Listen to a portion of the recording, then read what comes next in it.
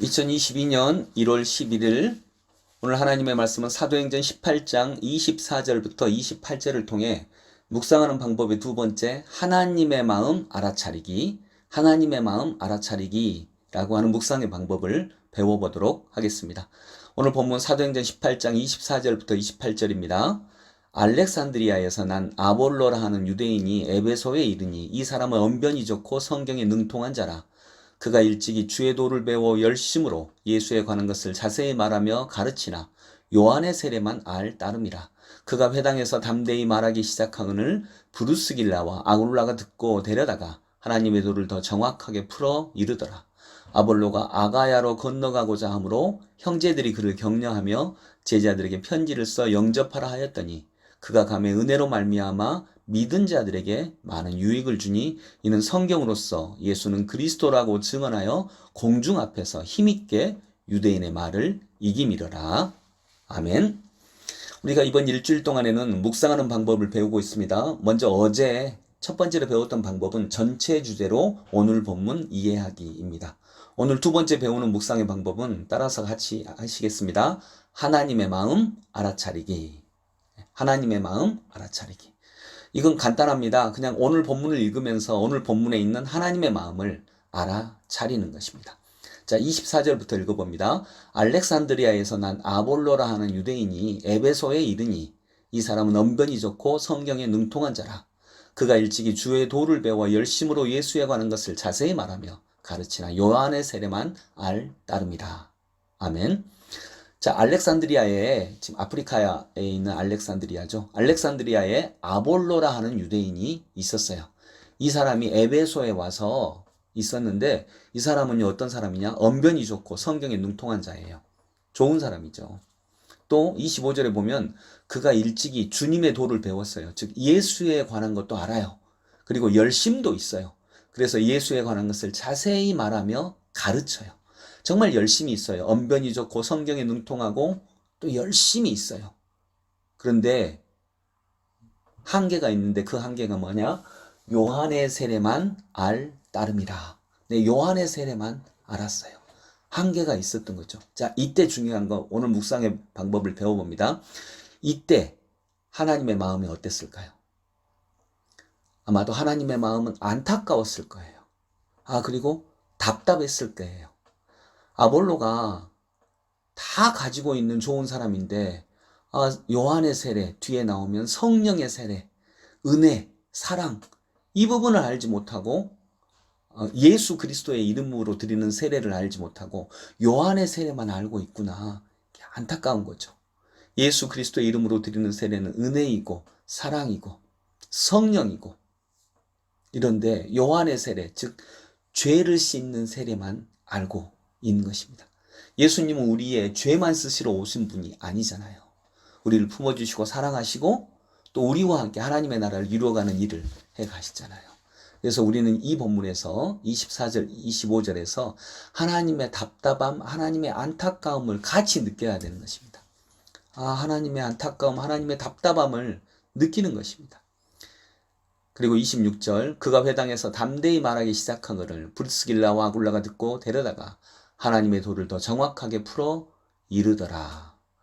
그런데 바울의 제자였던 브루스길라와 아굴라가 아볼로의 이런 얘기를 듣고 아볼로를 따로 불러서 하나님의 도를 더 정확하게 알려줍니다. 이때 하나님의 마음이 어땠을까요? 시원하지 않으셨을까요? 답답했던 그 모든 체증이 10년 묻은 체증이 쑥 내려가는 것 같은 이런 시원함을 느끼셨을 것입니다. 하나님의 도를 더 정확하게 풀어주니까.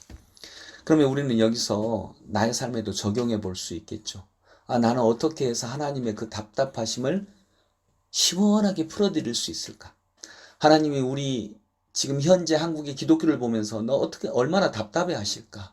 또 나의 삶을 보면서 답답해 하시는 점은 없을까? 우리 가정을 보시면서 답답해 하시는 점은 없을까? 그럼 나는 그걸 어떻게 풀어드릴 수 있을까? 이걸 우리가 생각해 볼 수 있는 것입니다. 27절, 아볼로가 아가야로 건너가고자 하므로 형제들이 그를 격려하며 제자들에게 편지를 써 영접하라 하였더니 그가 감에 은혜로 말미암아 믿은 자들에게 많은 유익을 주니. 브리스길라 부부한테 아볼로가 배워가지고 아가야 지방으로 건너갑니다. 아가야 지방이 고린도가 있는 지역이거든요. 그래서 고린도로 갑니다. 그리고 형제들을 격려하면서 제자들에게 편지를 써 영접하라 하였는데, 아볼로를 영접하라고 편지를 써준 거예요. 그러니까 그가 이 편지를 들고 고린도로 가서 이제 고린도 사람들에게 하나님의 말씀을 전하는데, 그가 달라진 게 있어요. 27절의 뒷부분, 은혜로 말미암아 믿는 자들에게 많은 유익을 주니. 은혜로 말미암아 요한의 세례를 벗어난 거죠. 예수 그리스도의 세례를 받고 그가 은혜를 알게 된 거예요. 하나님이 얼마나 기쁘셨을까. 여기는 하나님의 기쁘심이 느껴질 수 있죠. 우리가 하나님의 답답하심을 풀어드릴 수 있다면, 물론 우리가 풀어드린 건 아니죠. 하나님이 우리를 사용하신 거죠. 근데 얼마나 하나님이 우리가 사용되었을 때, 그리고 그 은혜를 말했을 때 얼마나 시원하셨을까, 기쁘셨을까. 나도 오늘 삶을 통해 하나님이 기쁘심이 되었으면 좋겠다. 나의 삶이, 우리 성도들의 삶이 그렇게 되었으면 좋겠다라고 생각할 수 있는 것입니다.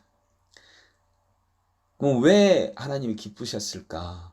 어떤 은혜를 전했을까? 28절, 이는 성경으로서, 성경에 근거해서 하나님의 말씀을 전했구나. 성경으로서 예수는 그리스도라고 증언하여 성경을 근거로 전한 내용, 핵심적인 내용이 뭐냐면 예수님이 그리스도라는 거예요. 예수님이 구원자구나. 아까 요한의 세례만 전했잖아요. 요한이 구원자가 아니라, 요한은 참 훌륭한 사람이지만 그러나 그렇다 그래서 구원자가 아니고, 구원자는 예수 그리스도이구나 라고 하는 것을 힘있게 유대인에게 전했고, 유대인의 말을 이겼어요. 하나님이 얼마나 기쁘셨을까. 하나님이 얼마나 뿌듯하셨을까. 예수를 그리스도라고 증언하니까. 그렇다면 우리가 이제 적용해 볼 수 있죠. 오늘 본문에서 하나님의 답답하심, 하나님의 시원하심, 하나님의 기쁘심, 이걸 배웠어요. 그러면 우리도 하나님에게 기쁘심을 드려야 되겠다. 어떻게 하면 하나님이 기뻐하실까? 우리가 세상 속에 나가서 답답한 현실 속에서도 예수를 그리스도라고 증언했을 때 하나님이 우리의 삶을 보고 정말 기뻐하시겠구나. 그리고 하나님이 우리가 이기게 해 주시겠구나. 이걸 알 수 있는 것입니다. 그래서 오늘 본문을 통해서는 묵상의 두 번째 방법, 하나님의 마음 알아차리기, 이런 내용으로 하나님의 마음을 알아차리는 방법으로 묵상하는 방법을 배웠습니다. 다양하게 배울 수 있지만 오늘 본문에서는 하나님의 답답함, 하나님의 시원하심, 하나님의 기쁘심, 이런 걸 배웠어요. 느낄 수 있었어요. 저는 이걸 느꼈는데 여러분들은 다른 걸 느낄 수 있겠죠. 그러면서 적용을 하자면, 하나님은 어떤 점에서 지금 현실을 답답해 하실까? 그러면서 우리들을 부르시는데 마치 브루스길라와 아굴라를 통해서 아볼로를 바꾸신 것처럼 하나님은 누군가를 통해서 바꾸시는구나. 그리고 시원하게 느끼시는구나. 우리가 하나님의 시원한 하나님의 제자가 되어야 되겠다. 하나님을 시원케 해드리는 제자가 되어야 되겠다. 어떻게? 예수를 그리스도라고 증언하고 예수님이 구원자라고 증언함으로써 성경에 의거해서 이랬을 때 하나님은 우리를 통하여서 하나님이 기뻐하심을 느끼시겠구나. 이렇게 알 수 있습니다. 오늘은 묵상의 두 번째로 하나님의 마음 알아차리기, 이런 묵상의 방법을 배웠습니다. 오늘도 하루 살아가시면서 말씀을 통해 하나님의 마음을 알아차리시는 크고 놀라운 역사가 가득하시기를 소망합니다.